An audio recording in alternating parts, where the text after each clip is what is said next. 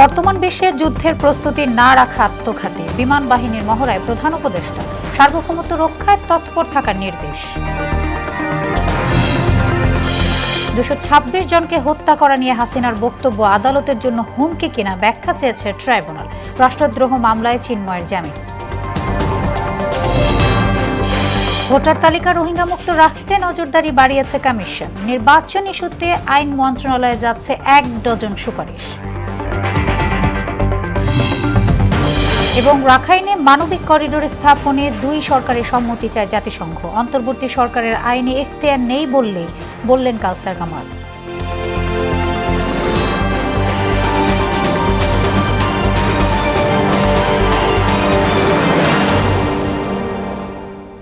আসসালামু আলাইকুম, সবাইকে মোহনা সংবাদে স্বাগত। শুনছিলেন শিরোনাম, আর পুরোটা সংবাদ জুড়ে আছি আমি সোনিয়া ইসলাম। এবার বিস্তারিত। বর্তমানে এমন এক বিশ্বে বাস করতে হচ্ছে যেখানে যুদ্ধের প্রস্তুতি না রাখা আত্মঘাতী, এমন মন্তব্য করে প্রধান উপদেষ্টা প্রফেসর মোহাম্মদ ইউনুস বলেন, যুদ্ধ কখনোই কাম্য হতে পারে না, তবে প্রতিনিয়ত যেভাবে যুদ্ধের হুমকি আসছে তাতে প্রস্তুতি রাখতেই হয়। বিমান বাহিনীর বার্ষিক মহড়ায় তিনি এও বলেন, সার্বভৌমত্ব রক্ষায় বিমান বাহিনীকে তৎপর থাকতে হবে। আলাদা অনুষ্ঠানে 2024 সালের বন্যায় ক্ষতিগ্রস্তদের হাতে আবাসন প্রকল্পের চাবি হস্তান্তর করেন প্রফেসর ইউনুস। সুরাইয়া মুনির রিপোর্ট। বাংলাদেশ বিমান বাহিনীর বার্ষিক মহড়ায় যোগ দেন প্রধান উপদেষ্টা প্রফেসর মোহাম্মদ ইউনুস। বিমান বাহিনীর আত্মবিশ্বাস বক্তব্যে তিনি বলেন, এমন এক বিশ্বে আমাদের বসবাস যেখানে প্রতিনিয়ত যুদ্ধের হুমকি ঘিরে থাকে, সুতরাং প্রস্তুতি না রাখাটা অসম্ভব। বাংলাদেশ বিমান বাহিনীর সদস্যগণ নিয়মিতভাবে বহুমাত্রিক প্রশিক্ষণ কার্যক্রম ও অনুশীলনে অংশগ্রহণের মাধ্যমে নিজেদের জ্ঞান ও দক্ষতাকে যুগোপযোগী করতে সদা সচেষ্ট রয়েছে। প্রফেসর ইউনুস বলেন, বিশ্বের সঙ্গে তাল মিলিয়ে এগিয়ে চলছে বিমান বাহিনী। সার্বভৌমত্ব রক্ষায় তাদের তৎপর থাকতে হবে। দেশের সার্বভৌমত্ব ও স্বাধীনতার প্রতি যে কোনো চ্যালেঞ্জ মোকাবেলায় একটি আধুনিক ও সদাপ্রস্তুত বিমান বাহিনী গড়ে তোলার লক্ষ্যে আমাদের প্রচেষ্টা অব্যাহত থাকবে। এদিকে 2024 সালের বন্যায় ফেনী, কুমিল্লা, নোয়াখালী ও চট্টগ্রামে ক্ষতিগ্রস্ত 300 পরিবারের কাছে ঘরের চাবি হস্তান্তর করা হয়। অনুষ্ঠানে তেজগাঁও কার্যালয় থেকে ভার্চুয়ালি যুক্ত হন প্রধান উপদেষ্টা মোহাম্মদ ইউনুস। তিনি বলেন, গেল বছরের বন্যা স্বাভাবিক ছিল না। দায়িত্ব নেয়ার পরপরই শুরু হওয়া দুর্যোগ সম্পর্কে ধারণা ছিল না সরকারের। অনেক সময় টাকা ব্যবহার হলেও গুণগত মান ঠিক হয় না। আজকে গুণগত মানের ব্যাপারেও আশ্বস্ত হলাম, এবং টাকাটা যে ব্যবহার হয়েছে, আমরা যে টাকা দিয়েছিলাম তার অর্ধেক টাকাতে কাজটা করেছে। ওটা উল্টো খবর। সাধারণত যে টাকা দেওয়া হয় তার থেকে দ্বিগুণ আবার চাওয়া হয়। এটা যা দেওয়া হয়েছিল তার অর্ধেক ব্যবহার হয়েছে। এই অর্ধেক টাকাতেই 300 ঘর তৈরি হয়েছে। এটাও একটা আনন্দের খবর। স্বনির্ভর জাতি গঠনে দুর্গতদের পাশে দাঁড়াতে সবার প্রতি আহ্বান জানান তিনি। একত্রে কাজ করার, দুর্যোগ মোকাবেলা করার এবং সৎভাবে করার যে দৃষ্টান্ত স্থাপন করলাম, এটা আমাদের সবাইকে উদ্বুদ্ধ করবে। সুরাইয়া মুন্নি, মোহনা সংবাদ, ঢাকা। 226 জনকে হত্যার লাইসেন্স পেয়েছে। শেখ হাসিনার এমন বক্তব্য আদালতের জন্য হুমকি কিনা তার ব্যাখ্যা চেয়েছে আন্তর্জাতিক অপরাধ ট্রাইব্যুনাল। 15 মের মধ্যে এই ব্যাখ্যা দিতে হবে। এর আগে ট্রাইব্যুনালে শেখ হাসিনার বিরুদ্ধে আদালত অবমাননার অভিযোগ আনা হয়। চিফ প্রসিকিউটর তাজুল ইসলাম জানান, দ্রুত সময়ের মধ্যে শেখ হাসিনার বিচার কাজ শুরু হবে। আরও জানাচ্ছেন কাজী পাপ্পু। ছাত্র জনতার গণ অভ্যুত্থানের মুখে গত 5 আগস্ট দেশ ছেড়ে ভারত চলে যান শেখ হাসিনা। সেখানে বসেই দলীয় নেতাকর্মীদের সঙ্গে মোবাইলে যোগাযোগ এবং বিভিন্ন বার্তা দেন তিনি। ইতোমধ্যে এর বেশ কয়েকটি সামাজিক যোগাযোগ মাধ্যমেও প্রকাশ পেয়েছে।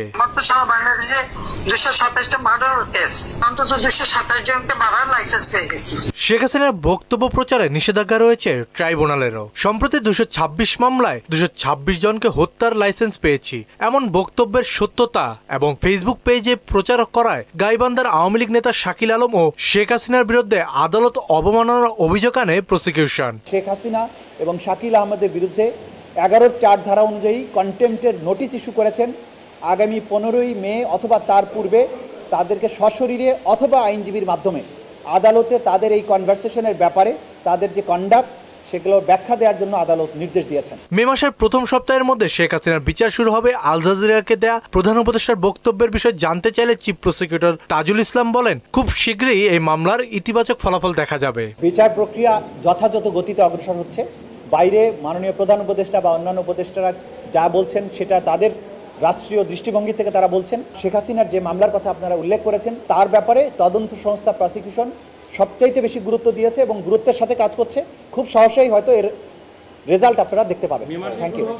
বলতে পারছি না। এদিকে নারায়ণগঞ্জে জুলাই আগস্টের আন্দোলনে আবুল হাসান খানকে হত্যার অভিযোগে শামীম ওসমান ও তার ছেলে অয়ন ওসমান সহ 8 জনের বিরুদ্ধে গ্রেফতারি পরোয়ানা জারি করা হয়েছে। এছাড়া আশুলিয়া থানায় 6 জনের মরদেহ পোড়ানোর ঘটনায় পুলিশের এসআই আরাফাত উদ্দিন ও কামরুল হাসানকে ট্রাইব্যুনালে হাজির করার নির্দেশ দেওয়া হয়। 8 জন আসামির বিরুদ্ধে তারা সবাই আওয়ামী লীগ যুবলীগের বিভিন্ন পর্যায়ের নেতা এবং অস্ত্রধারী ব্যক্তি, তাদের বিরুদ্ধে আদালত গ্রেফতারি পরোয়ানা জারি করেছে। এদিন স্বামীর অসুস্থতার জন্য সাবেক মন্ত্রী দীপুমণির প্যারোলে মুক্তির আবেদন শুনানি হয়। তাকে স্বরাষ্ট্র মন্ত্রণালয়ে যাওয়ার পরামর্শ দেন ট্রাইব্যুনাল। কাজী পাপ্পু, মোহনা সংবাদ, ঢাকা। ফ্যাসিস্ট সরকারের দোসরদের মালিকানা ভিত্তিক কলকারখানায় প্রশাসক নিয়োগের দাবি জানিয়েছে বিএনপির সিনিয়র যুগ্ম মহাসচিব রুহুল কবির রিজভী। আর চেয়ারপারসনের উপদেষ্টা ইসমাইল জাবিউল্লাহ জানান, খালেদা জিয়ার দেশে আসার বিষয়ে এখনও কোনো দিনক্ষণ ঠিক হয়নি। রাজধানীতে আলাদা অনুষ্ঠানে তারা এসব কথা বলেন। তানজিদ ভুঁইয়ার প্রতিবেদন। মে দিবসের কর্মসূচি উপলক্ষে দলের নয়াপল্টন কার্যালয়ে সংবাদ সম্মেলন করে শ্রমিক দল। এতে সংগঠনের সমন্বয়ক শিমুল বিশ্বাস বলেন, শ্রমিকদের অধিকার আদায়ে সবসময় কাজ করে যাচ্ছে বিএনপি। বাংলাদেশের এই গরিব মানুষের অধিকার আদায়ের আন্দোলনে আগামীকালকের মহান মে দিবসের সমাবেশ ঐতিহাসিক তাৎপর্যপূর্ণ। দলের সিনিয়র যুগ্ম মহাসচিব রুহুল কবির রিজভী বলেন, মহান মে দিবসে এবার ভিন্ন আঙ্গিকে হবে শ্রমিক সমাবেশ। কত ধরনের আয়নাঘর, কত ধরনের গুম খুনের কত কর্মসূচি সেই কায়েমি স্বার্থবাদী সরকার করে, কিন্তু তো শেষ রক্ষা হয় না। এই ফ্যাসিস্টদের সমর্থক কিছু ব্যবসায়ী গোষ্ঠী তারা টাকা লুটপাট করেছেন, টাকা পাচার করেছেন, কিন্তু তাদের যে সমস্ত প্রতিষ্ঠান গড়েছিল সেখানে হাজার হাজার শ্রমিক কর্মরত ছিল, কিন্তু সেই শ্রমিকদের ছাঁটাই করে বন্ধ করে দিয়ে সেই মিল কারখানাগুলো, আমার মনে হয় যে সেটা অন্তর্বর্তীকালীন সরকারের এই জিনিসটা করা ঠিক হয়নি। এদিকে গুলশানে ইরানি দূতাবাসে শোক বইয়ে স্বাক্ষর করতে আসেন বিএনপি চেয়ারপারসন উপদেষ্টা ইসমাইল জবিউল্লাহ, ভারপ্রাপ্ত চেয়ারম্যান তারেক রহমানের উপদেষ্টা মাহাদি আমিন ও দলের সাংগঠনিক সম্পাদক শামা উবায়েদ। পরে সাংবাদিকদের প্রশ্নে ইসমাইল জবিউল্লাহ জানান, খালেদা জিয়ার দেশে আসার বিষয়ে এখনো কোনো চূড়ান্ত তারিখ হয়নি। মুহূর্তে বলা যাবে না নির্দিষ্ট করে, তবে আমরা খুব সহসাই আমরা আশা করছি ইনশাআল্লাহ উনি দেশে ফিরবেন। বাংলাদেশ ইরান দ্বিপক্ষীয় সম্পর্ক জোরদারে বিএনপির প্রচেষ্টা অব্যাহত রয়েছে বলেও জানান তিনি। তানজিদ ভুঁইয়া, মোহনা সংবাদ, ঢাকা। রমনার বচমূলে পহেলা বৈশাখের অনুষ্ঠানে বোমা হামলা মামলার ডেথ রেফারেন্স ও আপিলের রায় দেয়া হবে 8 মে। বিচারপতি মোস্তফা জামান ইসলাম ও বিচারপতি নাসরিন আক্তারের বেঞ্চ এদিন ঠিক করেন। এদিকে অন্য এক বেঞ্চ রাষ্ট্রদ্রোহ মামলায় ইসকনের সাবেক নেতা চিন্ময় কৃষ্ণ দাসকে জামিন দিয়েছেন। ওদিকে দুর্নীতি মামলায় বিএনপির নেতা আমানুল্লাহ আমান ও তার স্ত্রীর সাজা বাতিল করেছেন আপিল বিভাগ। কাজী পাপ্পুর আরেকটি রিপোর্ট। 2001 সালের 14 এপ্রিল পহেলা বৈশাখে ভোরে রমনার বটমূলে চলছিল ছায়ানটের বর্ষবরণ অনুষ্ঠান। শত শত মানুষ যখন সুরের মূর্ছনায় আচ্ছন্ন, তখনই বোমা হামলায় সৃষ্টি হয় বিভীষিকাময় পরিস্থিতি। দূর নিয়ন্ত্রিত দুটি বোমা বিস্ফোরণে নিহত হয় 10 জন, আহত হয় অনেকে। এই ঘটনায় করা হত্যা মামলায় 2014 সালের জুন মাসে হরকাতুল জিহাদ নেতা মুফতি হান্নান সহ 8 জনের ফাঁসি ও 6 জনকে যাবজ্জীবন কারাদণ্ডের রায় দেয় বিচারিক আদালত। বিস্ফোরক আইনের আরেক মামলা 24 বছর ধরে পড়ে আছে নিম্ন আদালতে। আইনজীবীরা জানান 2014 সালে একমাত্র ডেথ রেফারেন্সের মামলা যেটি দীর্ঘ সময় ধরে হাইকোর্টে পড়েছিল। আশা করি 8ই মে সকলেই ন্যায় বিচার না পেলেও অন্তত ফাঁসির কাস্টে যারা ঝুলে আছেন তারা অন্তত মুক্তি পাবে। এদিকে বিএনপি নেতা আমানুল্লাহ আমানের 13 বছর ও তার স্ত্রীর 3 বছরের সাজা বাতিল করেছেন আপিল বিভাগ। রাজনৈতিকভাবে তাকে নির্বাচন দূরে সরানোর জন্য, সামাজিকভাবে হেয় প্রতিপন্ন করার জন্য আমানুল্লাহ আমানকে বিরুদ্ধে এই মামলা দেওয়া হয়েছিল এবং আজকে তারা ন্যায় বিচার পেয়েছে। তার এই মামলা তাদের বিরুদ্ধে রায়, তাদের যে রায় ছিল সে রায় বাতিল হয়েছে। সরকারি চাকরিজীবীদের মধ্যে টাইম স্কেল ও সিলেকশন গ্রেড প্রাপ্তরা উচ্চতর গ্রেড পাবেন বলে রায় দিয়েছেন আপিল বিভাগ। বুধবার ভারপ্রাপ্ত প্রধান বিচারপতি আশফাকুল ইসলামের নেতৃত্বাধীন আপিল বিভাগ এই রায় দেন। রাষ্ট্রদ্রোহ মামলায় ইসকনের সাবেক নেতা চিন্ময় কৃষ্ণ দাসকে জামিন দিয়েছেন হাইকোর্ট। বিচারপতি মোহাম্মদ আতাউর রহমান ও বিচারপতি মোহাম্মদ আলীর হাইকোর্ট বেঞ্চ রুলের শুনানি শেষে তাকে জামিন দেন। কাজী পাপ্পু, মোহনা সংবাদ, ঢাকা। শ্রমিক ও মালিক উভয় পক্ষের স্বার্থ রক্ষা করে শিগগিরই শ্রম আইন সংশোধন করা হবে বলে জানিয়েছেন শ্রম ও কর্মসংস্থান উপদেষ্টা এম সাখাওয়াত হোসেন। বলেন, সংশোধিত আইনে শ্রম অধিকারের বিষয়টি প্রাধান্য পাবে। শামীমুজ্জামান চৌধুরীর রিপোর্ট। শ্রমিকের ঘামেই সভ্যতার অট্টালিকা, কিন্তু শ্রমিকদের জীবনমান কতটুকু উন্নত হলো তা নিয়ে ভাবতে হবে। সেখানে নির্দিষ্ট নীতিমালা তো নেই, শ্রমিকদের কর্মঘণ্টার নিয়মও মানা হয় না অনেক প্রতিষ্ঠানে। এমন বাস্তবতায় এবার ভিন্ন আঙ্গিকে মে দিবস উদযাপন করতে চায় অন্তর্বর্তী সরকার। সচিবালয়ে মে দিবস উপলক্ষে সাংবাদিকদের সঙ্গে মতবিনিময় সভায় শ্রম ও কর্মসংস্থান উপদেষ্টা এম সাখাওয়াত হোসেন বলেন, শ্রমিক মালিক এক হয়ে করা হবে নতুন বাংলাদেশ। আমি আশা করি আমাদের স্লোগানটা হয়তো সবাই অ্যাকসেপ্ট করবেন, শ্রমিক মালিক এক হয়ে গর্ব এ দেশ নতুন করে। শ্রমিক মালিক যদি এক না হয় তাহলে মজদুর এক হলে তো এটা একটা মারামারির বিষয় হয়ে যাবে, রায়টের ব্যাপার। শিগগিরই শ্রম আইন সংশোধন হবে জানিয়ে উপদেষ্টা বলেন, শ্রমিকদের স্বার্থই প্রাধান্য পাবে। আমাদের এই সরকারের প্রচেষ্টা হচ্ছে যে হিউম্যান রাইট এবং ওয়ার্কার্স রাইট এটা যাতে সমুন্নত থাকে। আমি নিজেও এগুলোতে গিয়ে এই কথাগুলো বলে আসছি। শ্রমিকদের এবং শ্রম আইন নিয়ে প্রতিদিনই আমরা কাজ করছি, অলমোস্ট এভরিডে। কিছু কিছু ইমপ্রুভমেন্ট করার চেষ্টা করছি, সেগুলো সবাই সহযোগিতা দরকার, শ্রমিকের সহযোগিতা দরকার, মালিকদের সহযোগিতা দরকার। সবাই মিলে যদি কন্ট্রিবিউট করে তাহলে আমার পক্ষে এটা সম্ভব যে শ্রমিকদের আগিয়ে নিয়ে যাওয়া। দেশের বেকারত্ব দূর করার জন্য কর্মসংস্থান উইং তৈরির কাজ চলছে বলেও জানান এম সাখাওয়াত হোসেন। শ্রমিকদের মান উন্নয়নটা কিভাবে করা যায়। শামীমুজ্জামান চৌধুরী, মোহনা সংবাদ, ঢাকা। ভোটার তালিকা রোহিঙ্গা মুক্ত রাখতে নজরদারি বাড়ানো হয়েছে বলে জানিয়েছেন নির্বাচন কমিশনার আবুল ফজল মোহাম্মদ সানাউল্লাহ। তিনি বলেন, আদালতের বেঁধে দেয়া সময়ের বাধ্যবাধকতা মেনেই ইশরাককে মেয়র ঘোষণা করা হয়েছে। নির্বাচন ভবনে কমিশন সভা শেষে কথা বলেন মোহাম্মদ সানাউল্লাহ। ইসি সচিব সাংবাদিকদের জানান, নির্বাচন ইস্যুতে দ্রুত বাস্তবায়নযোগ্য 1 ডজন সুপারিশ আইন মন্ত্রণালয়ে পাঠানো হবে। এমআর আসাদের রিপোর্ট। বুধবার সকালে চলতি বছরের ৪র্থ কমিশন সভা বসে নির্বাচন ভবনে। সভায় গুরুত্ব পায় রোহিঙ্গা ও জাতীয় পরিচয়পত্র ইস্যু। রোহিঙ্গাদের ভোটার হওয়া ঠেকাতে কমিশনের নেয়া পদক্ষেপের কথা তুলে ধরেন ইসি আবুল ফজল মোহাম্মদ সানাউল্লাহ। জানান, এনআইডি সংশোধন প্রক্রিয়া সহজ করা হবে। নিজের পরিচয় পুরোপুরিভাবে পরিবর্তন করে ফেলতে চাই, সে হয়তো কোনো একটা সমাজে বড় ধরনের অপরাধ সংগঠনের সাথে সম্পৃক্ত ছিল, তো এই ধরনের কেসগুলোকে আরও কঠোরভাবে আমরা করব। তাতে যদি সেগুলো দীর্ঘমেয়াদেও যায়, কিছু করার নাই।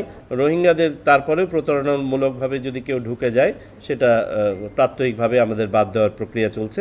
ইশরাক হোসেনের গ্যাজেট প্রকাশ করা নিয়েও কথা বলেন তিনি। আমরা রবিবারের দিন বিকেল 5টা পর্যন্ত ওয়েট করে, আমরা যেহেতু রিপ্লাইটা পাই নাই, তারপরে আমরা কমিশন সিদ্ধান্ত নিয়ে এটা আমরা যাতে আদালতের আদেশের জন্য ব্যত্যয় না হয়, আমরা সেটা পালন করেছি। ইসি আবুল ফজল মোহাম্মদ সানাউল্লাহ জানান, নির্বাচন সংশ্লিষ্ট আশু বাস্তবায়নযোগ্য সুপারিশ চূড়ান্ত হয়েছে। বুধবারের মধ্যেই আইন মন্ত্রণালয়ে পাঠানো হবে। আমরা এটা চূড়ান্ত করে ফেলেছি, আমরা ইনশাআল্লাহ আজকের মধ্যে পাঠিয়ে দিব। এটা আগেই চূড়ান্ত হয়ে গেছে। আমরা এটা নিয়ে দীর্ঘ 3 দিন ব্যাপী কাজ করেছি, যেগুলো বাস্তবায়ন করা সম্ভব। এখানে 3 ধরনের ক্যাটাগরি ছিল। ইসি আবুল ফজল মোহাম্মদ সানাউল্লাহ জানান, আইন সংশোধন এবং রাজনৈতিক সংলাপের প্রয়োজন নেই এমন সুপারিশগুলো মন্ত্রণালয়ে জমা দেয়া হচ্ছে। যেটার সাথে আর্থিক সংশ্লিষ্ট আছে, আইনি ব্যাপার আছে বা ঐক্যমতের বিষয় আছে। এমআর আসাদ, মোহনা সংবাদ, ঢাকা। বাংলাদেশ ও মিয়ানমারের সরকার একমত হলে রাখাইনে খাদ্য সহায়তা পাঠাতে করিডোর চালু করতে পারে জাতিসংঘ। এমনটাই জানিয়েছেন ঢাকার সংস্থাটির আবাসিক সমন্বয়কারী গোয়েন লুইস। এক বিবৃতিতে তিনি বলেন, রাখাইনে মানবিক পরিস্থিতির অবনতি নিয়ে জাতিসংঘ উদ্বিগ্ন। তিনি এও বলেন, বাংলাদেশ থেকে মিয়ানমার সীমান্ত পেরিয়ে যে কোনো মানবিক সহায়তা পাঠাতে প্রথমে 2 সরকারের সম্মতি প্রয়োজন, যেখানে জাতিসংঘ সরাসরি হস্তক্ষেপ করতে পারে না।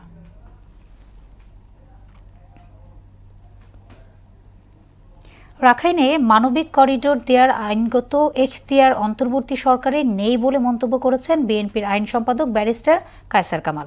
এক্ষেত্রে সব রাজনৈতিক দলের সঙ্গে আলোচনায় বসার পরামর্শ দেন তিনি। বুধবার সুপ্রিম কোর্টে সাংবাদিকদের কথা বলেন কায়সার কামাল। করিডোর নিয়ে আমি একটু প্রেক্ষাপটটা বর্ণনা করি। বর্তমান যে অন্তর্বর্তীকালীন সরকার, এই সরকার কিন্তু জনগণ দ্বারা নির্বাচিত না। জনগণের কাছে অ্যাকাউন্টেবল না, পার্লামেন্টের কাছে অ্যাকাউন্টেবল না, যে কারণে ওনারা রাজনৈতিক দলের মতামতের ভিত্তিতে এই সরকার গঠিত হয়েছে। তো আমরা মনে করি রাষ্ট্রীয় যে কোনো সিদ্ধান্ত নিতে গেলে যে রাজনৈতিক দলের মতামতের ভিত্তিতে ওনারা আজকে দেশ চালাচ্ছেন তাদের মতামতের ভিত্তিতে করা উচিত। মিয়ানমারের গৃহযুদ্ধের কারণে রাখাইন রাজ্যে মানবিক করিডোর দেয়া নিয়ে মিশ্র প্রতিক্রিয়া জানিয়েছে আমজনতা। এখানে যে আশঙ্কাটি সামনে এসে দাঁড়িয়েছে তা হলো এই সুযোগে নতুন করে শুরু হতে পারে রোহিঙ্গা ঢল, যা সামাল দেয়া কঠিন হবে। মানবিক করিডোর নিয়ে আপত্তি না থাকলেও বিশ্লেষকরা বলছেন সিদ্ধান্ত চূড়ান্ত করার আগে এ বিষয়ে জাতিসংঘে রেজুলেশন পাশ হতে হবে। রেজা খানের বিশেষ প্রতিবেদন। গৃহযুদ্ধের কারণে দিন দিন খারাপের দিকে যাচ্ছে মিয়ানমারের রাখাইন পরিস্থিতি। জান্তা সরকারের সঙ্গে বিদ্রোহী গোষ্ঠী আরাকান আর্মির সংঘাতের কারণে রাখাইন রাজ্যে দেখা দিয়েছে দুর্ভিক্ষের আশঙ্কা। শেষ পর্যন্ত আশঙ্কা সত্যি হলে বড় আকারে রোহিঙ্গা ঢল নামতে পারে। বিষয়টি মাথায় রেখে আগাম সতর্কতা হিসেবে ওই অঞ্চলে মানবিক সহায়তা পৌঁছানোর জন্য বাংলাদেশকে করিডোর দেওয়ার অনুরোধ করেছে জাতিসংঘ। এক্ষেত্রে অন্তর্বর্তী সরকার নীতিগত সিদ্ধান্ত নিয়েছে বলে সম্প্রতি জানান পররাষ্ট্র উপদেষ্টা তৌহিদ হোসেন। তার এমন বক্তব্য ঘিরে মিশ্র প্রতিক্রিয়া দেখা দিয়েছে সাধারণ মানুষের মধ্যে। সার্বভৌমত্ব হুমকির মুখে পড়বে এরকম আমার মনে হয় না। করিডোর দিলে সার্বভৌমত্বটা আমাদের জন্য ক্ষতি হবে, তাদেরও স্বার্থটা ঠিক থাকে, আবার আমাদের দেশটাও আমরা হুমকিতে না পড়ি। এই ধরনের একটা কিছু ইনিশিয়েটিভ নিয়ে এটা সেটেল করা উচিত। রাখাইন থেকে গেল কয়েকদিনে নতুন করে 1,13,000 রোহিঙ্গা বাংলাদেশে ঢুকেছে। এ নিয়ে বাংলাদেশে আশ্রয় নেয়া রোহিঙ্গার সংখ্যা দাঁড়িয়েছে 13,13,000-এ। গত সপ্তাহেই রাখাইন থেকে এসেছে 1,448টি পরিবার। আলাদাভাবে এসেছে আরও 5,930 জন।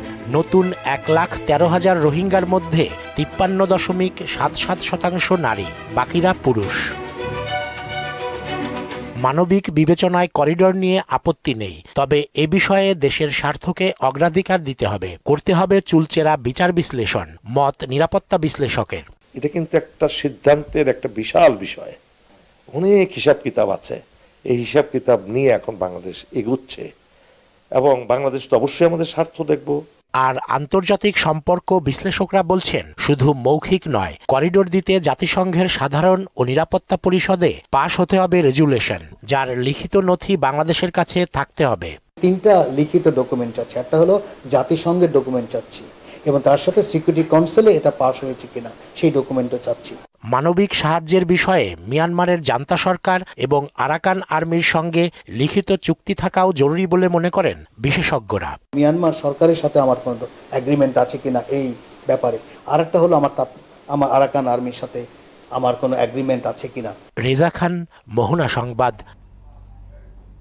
মোহনা টেলিভিশনের সংবাদ প্রচারের ভিত্তিতে কুষ্টিয়ায় দীর্ঘদিন আটকে থাকা 101 জন গ্রাহকের প্লট বুঝিয়ে দিল গৃহায়ণ কর্তৃপক্ষ। এ নিয়ে সংবাদ প্রচারের পর 17 এপ্রিল কুষ্টিয়ার গৃহায়ণ কর্তৃপক্ষের কার্যালয়ে তদন্তে নামে সংস্থাটির প্রধান কার্যালয়। তদন্ত শেষে গতকাল গৃহায়ণ কর্তৃপক্ষের গ্রাহকদের প্লট বুঝিয়ে দেয়। 10 বছর পর নিজেদের প্লট বুঝে পেয়ে আনন্দ প্রকাশ করেন ভুক্তভোগীরা।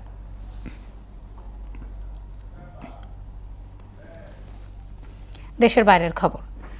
ভারত আগামী 36 ঘন্টার মধ্যে সামরিক হামলা শুরু করতে পারে বলে ধারণা করছেন পাকিস্তানের তথ্যমন্ত্রী আতাউল্লাহ তারার। তবে পূর্ণ শক্তি দিয়ে ভারতীয় আগ্রাসনের জবাব দেওয়ার ঘোষণা দিয়েছেন প্রধানমন্ত্রী শেহবাজ শরীফ। পহেলগ্রাম হামলার প্রতিশোধ নিতে ভারতীয় সামরিক বাহিনীকে পূর্ণ স্বাধীনতা দেওয়ার দিল্লির সিদ্ধান্তর পরই নড়ে চড়ে বসে ইসলামাবাদ। এদিকে ভারত পাকিস্তান সংঘাত এড়াতে মধ্যস্থতার জবাব প্রস্তাব দিয়েছেন জাতিসংঘ মহাসচিব অ্যান্টনিও গুতেরেস। ইশতিয়াক হোসেনের ডেস্ক রিপোর্ট। জম্মু কাশ্মীরের পহেলগামে জঙ্গি হামলার জেরে অগ্নিগর্ভ হয়ে উঠেছে দুই প্রতিবেশী দেশ ভারত ও পাকিস্তান পরিস্থিতি। টানা ষষ্ঠ রাতের মতো কাশ্মীর সীমান্তের নিয়ন্ত্রণ রেখা বরাবর গোলাগুলিতে জড়িয়েছে দুদেশের সেনারা। টুকরো সংঘর্ষের মধ্যেই এখন ইঙ্গিত মিলেছে সরাসরি হামলার প্রস্তুতি নিচ্ছে দেশ দুটি। মঙ্গলবার রাতে প্রতিরক্ষা মন্ত্রী রাজনাথ সিং, জাতীয় নিরাপত্তা উপদেষ্টা অজিত দোভাল এবং chief of defence staff general Anil চৌহানের সঙ্গে বৈঠক করেন ভারতের প্রধানমন্ত্রী নরেন্দ্র মোদী। এতে পহেলগামে জঙ্গি হামলার প্রতিশোধ নিতে ভারতীয় সশস্ত্র বাহিনীকে পূর্ণ স্বাধীনতা দেওয়ার সিদ্ধান্ত হয়।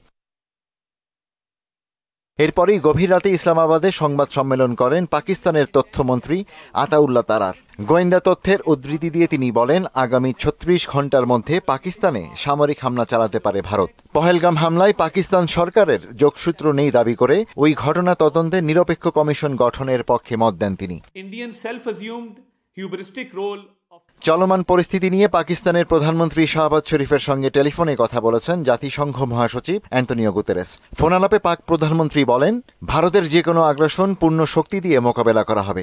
জবাবে তাকে শান্ত থাকার পরামর্শ দিয়ে সংঘাত ঠেকাতে মধ্যস্থতার প্রস্তাব দেন জাতিসংঘ মহাসচিব।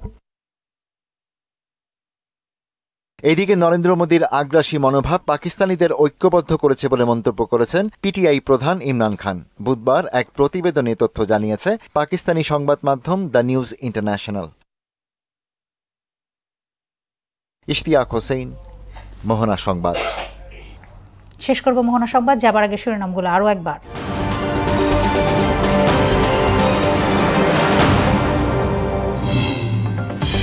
বর্তমান বিশ্বে যুদ্ধের প্রস্তুতি না রাখা আত্মঘাতী, বিমান বাহিনীর মহড়ায় প্রধান উপদেষ্টা। সার্বভৌমত্ব রক্ষায় তৎপর থাকার নির্দেশ। 226 জনকে হত্যা করা নিয়ে হাসিনার বক্তব্য আদালতের জন্য হুমকি কিনা ব্যাখ্যা চেয়েছে ট্রাইব্যুনাল। রাষ্ট্রদ্রোহ মামলায় চিন্ময়ের জামিন। ভোটার তালিকা রোহিঙ্গা মুক্ত রাখতে নজরদারি বাড়িয়েছে কমিশন। নির্বাচন ইস্যুতে আইন মন্ত্রণালয়ে যাবে 1 ডজন সুপারিশ। এবং রাখাইনে মানবিক করিডোর স্থাপনে 2 সরকারের সম্মতি চায় জাতিসংঘ। অন্তর্বর্তী সরকারের আইনি এখতিয়ার নেই বললেন কায়সার কামাল।